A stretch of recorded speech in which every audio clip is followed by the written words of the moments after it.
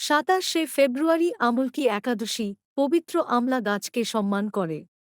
উভয় দিনই ভগবান বিষ্ণুর উদ্দেশ্যে উৎসর্গ করা হয়, আধ্যাত্মিক শুদ্ধি ও আশীর্বাদ প্রদান করে। একাদশী বৃহস্পতিবার রাতে 12টা 30 মিনিটে লাগবে ও শুক্রবার রাতে 10টা 30 মিনিটে ছুটবে।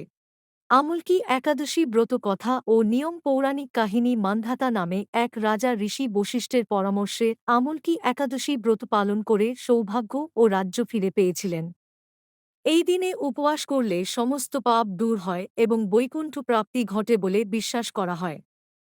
পূজা পদ্ধতি এই দিনে আমলকি গাছের মূলে বিষ্ণু পূজা করা অত্যন্ত পুণ্যদায়ী। আমলকি বৃক্ষকে ভগবানের স্বরূপ মনে করে তার পূজা করা হয়।